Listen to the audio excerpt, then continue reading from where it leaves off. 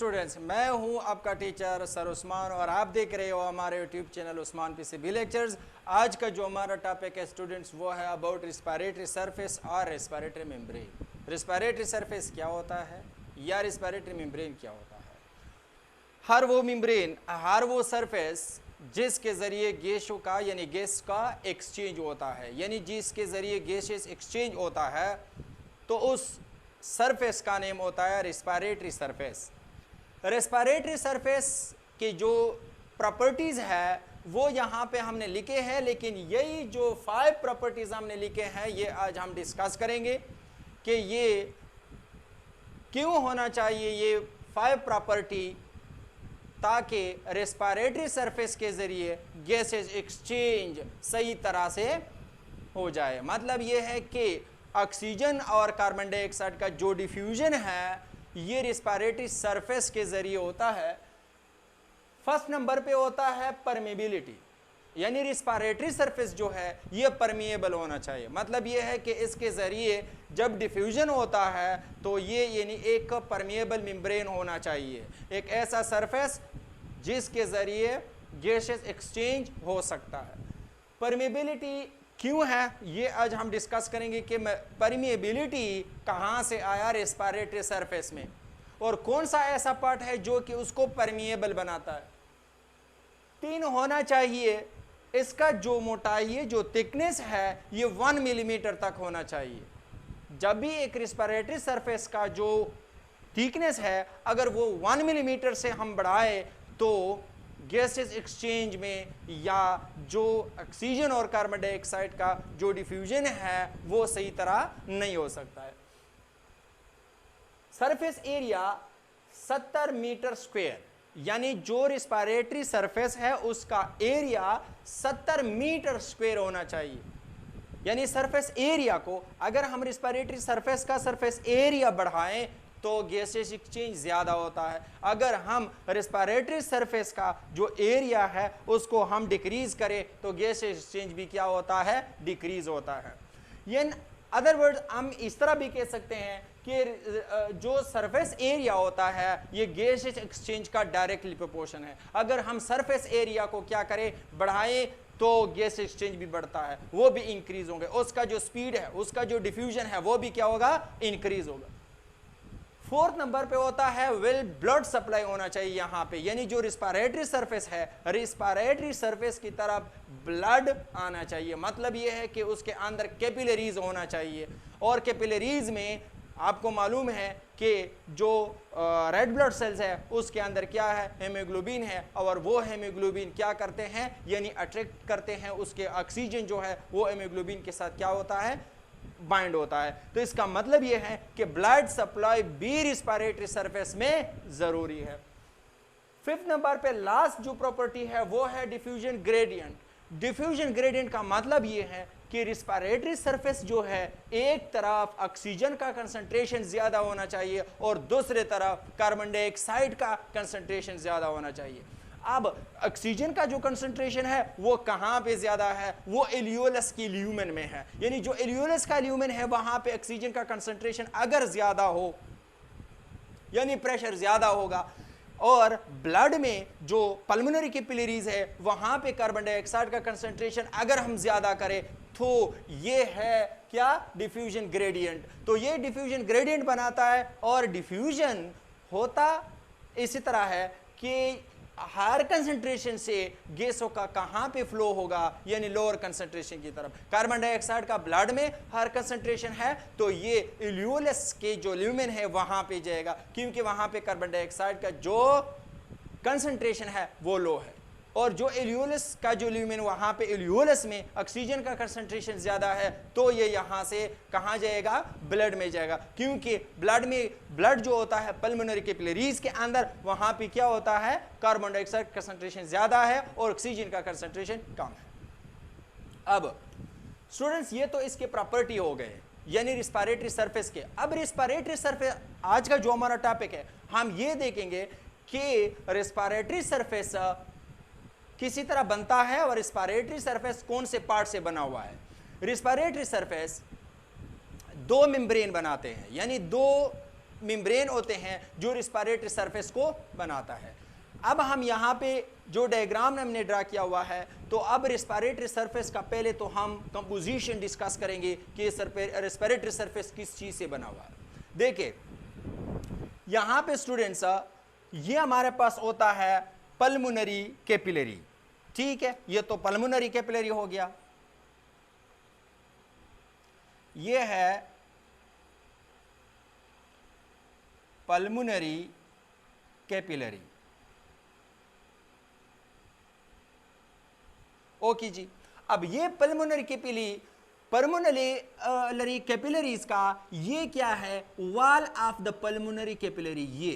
ये क्या होता है, ये जो मैंने ब्लैक कर दिया, तो ये क्या होता है, ये है wall of the pulmonary capillaries, ये हो गया वॉल। दूसरे साइड पे जो आपको कप शेप नजर आता है, ये कप शेप हमारे पास क्या होता है, एलियोलस होता है। अब एलियोलस क्या होता है, एलियोलस आपको पता है कि alveolus is the basic structure and function unit of lungs. Alveolus आपस में मिलकर एलियोलाई बनाते हैं और एलियोलाई क्या बनाते हैं, कंप्लीटली लंग्स का स्ट्रक्चर बनाते हैं। अब यहां पे ये यहां से लेकर इस कलर से लेकर फिर ब्लैक कलर तक ये होता है वॉल ऑफ एल्विलाई। अब एक तरफ वॉल ऑफ एल्विलाई यानी एल्वियोलस और दूसरी तरफ वॉल ऑफ पल्मोनरी कैपिलरीज। अब ये वॉल है पल्मोनरी कैपिलरी का और ये है वॉल या ये लो वॉल है किस चीज का, एलियोलस का वॉल है। तो एक तरफ एलियोलस का वाल और दूसरी तरफ पल्मोनरी कैपिलरी का वाल आपस में मिलकर रेस्पिरेटरी सरफेस बनाता है ह्यूमन इंसान में। यानी जो इंसान का रेस्पिरेटरी सरफेस है वो किस चीज से बना हुआ है, एक तरफ पल्मोनरी कैपिलरी है और दूसरी तरफ क्या होता है, वॉल ऑफ द एलियोलस। ओके जी, अब हम पहले डिस्कस करेंगे वॉल ऑफ एलियोलस और फिर हम डिस्कस करेंगे वॉल ऑफ पल्मोनरी कैपिलरी। फिर यहां पे इसको हम मैच करेंगे दिस प्रॉपर्टी के साथ कि ये परमिएबल क्यों है और इसका यानी 3 क्यों है, यानी सरफेस एरिया इसका 70 मीटर स्क्वायर है। ब्लड सप्लाई यहां पे है, कहां पे है, किस तरह है, डिफ्यूजन ग्रेडियंट कैसे होगा, तो यही प्रॉपर्टी आज हम डिस्कस करेंगे इस स्ट्रक्चर के अंदर। पहले ये है कप शेप एलियोलस और एलियोलस का ये एरिया जो एम्प्टी स्पेस आपको नजर आता है ये है ल्यूमेन ऑफ एलियोलस। ये क्या होता है, ल्यूमेन ऑफ एलियोलस, ओके जी। अब ये ल्यूमेन ऑफ एलियोलस जो है इसके नीचे यहां पे ये क्या होता है, ये है वॉल ऑफ द एलियोलस। अब एक एलियोलस का वाल में सबसे पहले ये फर्स्ट नंबर पे जो पार्ट है ये होता है सरफेक्टेंट।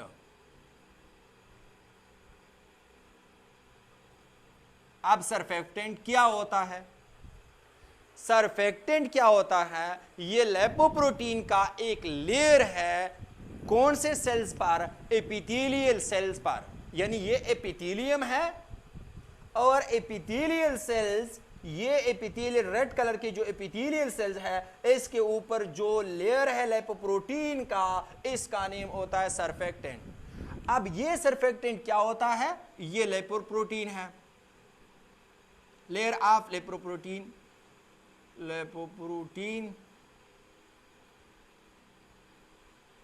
ओके जी। अब लिपोप्रोटीन क्या होता है, ये है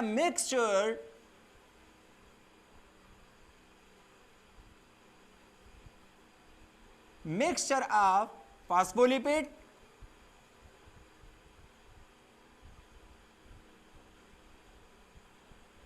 और protein. Mixture of phospholipid and protein क्या होता है, लिपोप्रोटीन। और ये जो लिपोप्रोटीन का जो लेयर है एपिथेलियल सेल के ऊपर जो लेयर बनाता है, इस लेयर का नेम होता है सरफेक्टेंट। अब सरफेक्टेंट का फंक्शन क्या होता है? सरफेक्टेंट का फंक्शन यानी ये कहां से सिक्रीट होता है, कौन से सेल्स होते हैं जो इसको सिक्रेट करते हैं? जो एपिथेलियल सेल्स है, ये रेड कलर के, ये एपिथेलियल सेल्स, ये रेड कलर की जो सेल्स होते हैं इसका नेम क्या होता है? Epithelial cell. एपिथेलियल सेल, ये एपिथेलियल सेल जो इलियोलस का वाल बनाता है, यहां पे दो किस्म के एपिथेलियल सेल्स है। यानी जो एपिथेलियल सेल है जो सरफेक्टेंट को सिक्रीट करता है उसका नेम होता है निमोसाइड। निमोसाइड 1 एंड निमोसाइड 2। निमोसाइड जो होते हैं, ये एक रेड कलर का यहां पे ये जो सेल्स होते हैं, इस सेल्स का नेम होता है निमोसाइड। निमोसाइड्स, ओके जी। अब ये निमोसाइड क्या, इसका फंक्शन क्या है? ये सरफेक्टेंट को सिक्रीट करता है, और सरफेक्टेंट का जो लेयर है वो कहां पे बन जाता है? वो एपिथेलियल सेल के ऊपर यहां पे क्या बनाता है? एक लेयर बनाता। अब सरफेक्टेंट का फंक्शन क्या है? जो लिपोप्रोटीन है इसका फंक्शन क्या है? जो mixture of phospholipids and protein है इसका फंक्शन क्या है? ये सिक्रीट होता है, यानी सिक्रीट जो होते हैं इसका सिक्रीशन क्या होता है? ये निमोसाइड की वजह से है। अब इसका जो फंक्शन है, फर्स्ट फंक्शन इसका ये है कि ये ऑक्सीजन और कार्बन डाइऑक्साइड का। अब ऑक्सीजन कहां पे है? ऑक्सीजन का कंसंट्रेशन कहां पे? यानी ल्यूमेन में यहां पे फॉर एग्जांपल ऑक्सीजन का कंसंट्रेशन ज्यादा है, और यहां पे जो पल्मोनरी ब्लड वेसल्स है, पल्मोनरी कैपिलरी है, यहां पे कार्बन डाइऑक्साइड का कंसंट्रेशन ज्यादा है। तो ये ऑक्सीजन का जो डिफ्यूजन है और कार्बन डाइऑक्साइड का diffusion from blood to lumen of the alveolus और from the lumen of alveolus into the blood, ये डिफ्यूजन ऑक्सीजन और कार्बन डाइऑक्साइड का जो डिफ्यूजन है इसको स्पीड अप करता है। यानी इसका मतलब ये है कि निमोसाइड जब सिक्रीट करता है सरफेक्टेंट, तो सरफेक्टेंट का जो फंक्शन है वो ये है कि कार्बन डाइऑक्साइड और ऑक्सीजन का जो स्पीड है, डिफ्यूजन स्पीड, यानी उसका डिफ्यूजन को किस तरह करता है? फास्ट बनाता है। नंबर फर्स्ट तो इसका ये फंक्शन हुआ। दूसरा, सरफेक्टेंट का जो फंक्शन है वो किस चीज को डिक्रीज करता है? यानी सरफेक्टेंट क्या करता है? ये है इसका डिक्रीज सरफेस टेंशन।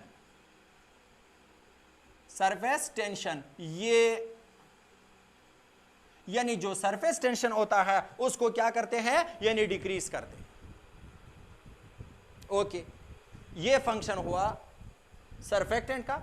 इलियोलस का जो वाल है, इलियोलस के वाल में फर्स्ट अंदर की तरफ से अगर हम देखें तो ये लेयर होता है सरफेक्टेंट का, और ये सरफेक्टेंट क्या होता है? यानी mixture of phospholipid and protein secreted by the epithelial cells called pneumocyte. अब ये सरफेक्टेंट हुआ। सरफेक्टेंट के नीचे जो निमोसाइड सेल्स होते हैं, ये निमोसाइड सेल्स हो गए, एपिथेलियल सेल्स हो गए। अब एपिथेलियल सेल जिस मेम्ब्रेन के साथ अटैच है, जैसा मेम्ब्रेन के साथ अटैच है, ये लास्ट ब्लैक कलर का ये होता है, ये इसका नेम होता है बेसमेंट मेम्ब्रेन।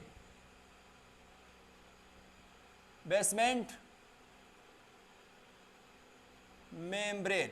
अब ये जो यानी सेल्स जब एक मेम्ब्रेन के साथ अटैच होते हैं, या सेल्स एक सेल का सेल मेम्ब्रेन दूसरे सेल मेम्ब्रेन के साथ क्या होता है? अटैच होता है, उसका नेम होता है सेल जंक्शन। यानी थ्रो सेल जंक्शन ये किस चीज के साथ अटैच है? यानी बेसमेंट मेम्ब्रेन के साथ अटैच है, एपिथेलियल सेल्स। ओके जी, ये हुआ वॉल ऑफ द इलियोलस। यानी एक वन इलियोलस का जो वॉल है उसका first part surfactant, second layer जो है वो एपिथेलियल सेल्स कॉल्ड निमोसाइट है, थर्ड नंबर पे जो आता है वो है बेसमेंट मेम्ब्रेन। अब बेसमेंट मेम्ब्रेन के नीचे क्या होता है? एक और लेयर है, ये वाला, ये लेयर जो है ये दोनों बेसमेंट मेम्ब्रेन के दरमियान में है।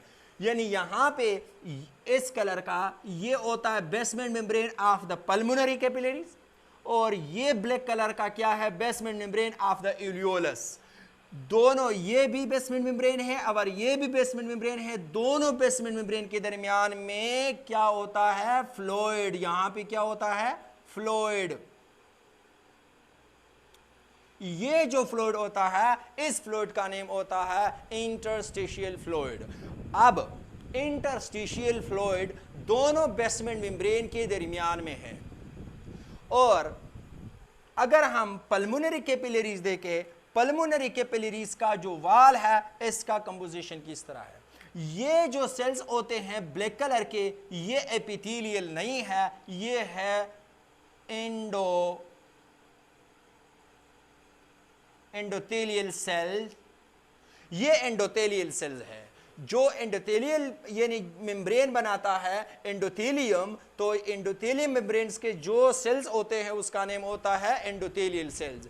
अब एंडोथेलियल सेल्स किस चीज के थ्रू द सेल जंक्शन किस चीज के साथ अटैच है, ये किस चीज के साथ अटैच है, ये अटैच है विद द बेसमेंट मेम्ब्रेन। ये भी क्या होता है, ये है बेसमेंट मेम्ब्रेन। अब बेसमेंट मेम्ब्रेन यहां पे ये है पल्मोनरी कैपिलरीज का बेसमेंट मेम्ब्रेन, एंडोथेलियल सेल्स का बेसमेंट मेम्ब्रेन, और ये है basement membrane of the epithelial sales. दोनों बेसमेंट मेम्ब्रेन के यहां पे जो फ्लूइड होता है, इसका नेम होता है इंटरस्टिशियल फ्लूइड। ये है composition of the respiratory surface. First, permeability. Permeable होना चाहिए। अब नंबर फर्स्ट प्रॉपर्टी ये है कि परमेएबल होना चाहिए। परमेएबल इस देखे नंबर फर्स्ट, दोनों जो बेसमेंट मेम्ब्रेन है, यहां पे इंटरस्टिशियल क्या होता है, फ्लूइड होते हैं। ये इस फ्लूइड का फंक्शन ये है कि ये रेस्पिरेटरी सरफेस को मॉइस्चर बनाते हैं। यानी रेस्पिरेटरी सरफेस जो है वो जब मॉइस्चर हो यानी मॉइस्ट हो तो वो परमेएबल होगा। नंबर वन तो ये फ्लूइड होगा। दूसरा मैंने बता दिया कि जो सरफेक्टेंट है, जो एपिथेलियम सेल्स जो होते हैं, ये एपिथेलियम सेल्स जो सरफेक्टेंट को सिक्रीट करता है, ये ऑक्सीजन और कार्बन डाइऑक्साइड का क्या बनाता है, यानी डिफ्यूजन को क्या करता है, फास्ट करता है। अब जब डिफ्यूजन फास्ट होता है तो इसका मतलब यह है कि मेम्ब्रेन परमेएबल बन गया। ओके जी, इसका 3 होना चाहिए, यानी 1 मिलीमीटर तक इसका जो थिकनेस है वो 3 होना चाहिए। देखे जो एंडोथेलियल सेल्स होते हैं, ये एंडोथेलियल सेल्स है किस चीज के, पल्मोनरी मेम्ब्रेन कैपिलरीज के। जो पल्मोनरी कैपिलरी के एंडोथेलियल सेल्स होते हैं, ये होते हैं क्यूब शेप के। और जो एलियोलस वाल में जो एपिथेलियल सेल्स है, ये एपिथेलियल सेल होते हैं फ्लैट एंड शेप के। ये फ्लैट एंड है। अब ये फ्लैट शेप के जो सेल्स होते हैं, तो ये क्या करता है, सरफेस एरिया यानी सरफेस मेम्ब्रेन का क्या बनाता है, यानी उसको 3 बनाता है। सरफेस एरिया ज्यादा हुआ, सरफेस एरिया जो होता है वो सरफेस एरिया जितना सेल्स हम यानी सेल्स को फ्लेट करते हैं, इतना ही सरफेस एरिया भी क्या होगा, इंक्रीज होगा। मतलब ये है कि जो एपिथेलियल सेल्स है, फ्लेट शेप की जो सेल है, ये सरफेस एरिया को भी क्या करता है, 70 मीटर स्क्वायर तक बढ़ाता है। अब फोर्थ नंबर पे क्या होना चाहिए, ब्लड सप्लाई। यहां पे ये है पल्मोनरी आर्टरी, और पल्मोनरी आर्टरी में यहां पे हार्ट से आता है ब्लड विद कार्बन डाइऑक्साइड, जिसका नेम होता है डीऑक्सीजनेटेड ब्लड। अब यहां पे ब्लड जितना कैपिलरीज ज्यादा हो अराउंड द एलियोलस वाल, तो इसका मतलब यह है कि रेस्पिरेटरी सरफेस में ज्यादा ब्लड आता है, ज्यादा ब्लड के अंदर ज्यादा कार्बन डाइऑक्साइड होगा। जितना कार्बन डाइऑक्साइड का यहां पे कंसंट्रेशन बढ़ता है, तो यहां पे ऑक्सीजन का कंसंट्रेशन ज्यादा है, इसलिए ये 5th नंबर पे डिफ्यूजन ग्रेडियंट बनता है। अब डिफ्यूजन ग्रेडियंट के अलावा यहां पे जो पल्मोनरी आर्टरी है, पल्मोनरी आर्टरी के अंदर ये क्या होता है, ये है आरबीसी सेल्स, ठीक है। और आरबीसी सेल के न्यूक्लियस में क्या होता है, हेमोग्लोबिन, और ये हेमोग्लोबिन किस चीज को अट्रैक्ट करता है, ऑक्सीजन को अट्रैक्ट करता है। ब्लड सप्लाई का मतलब कि यहां पे ब्लड होना चाहिए रेस्पिरेटरी सरफेस में। अब ब्लड सप्लाई का मतलब ये है कि जब डीऑक्सीजनेटेड ब्लड आता है तो कार्बन डाइऑक्साइड ज्यादा होगा, या जब भी यहां पे जो रेड ब्लड सेल्स होते हैं उसके जितना ज्यादा आरबीसी हो तो उसके अंदर क्या होगा, हेमोग्लोबिन भी ज्यादा होगा। ब्लड सप्लाई क्या होता है, जितना ब्लड सप्लाई हो वो डिफ्यूजन ग्रेडियंट को भी बनाता है। ओके, तो ये हमारा लेक्चर था स्टूडेंट्स का अबाउट द रेस्पिरेटरी सरफेस।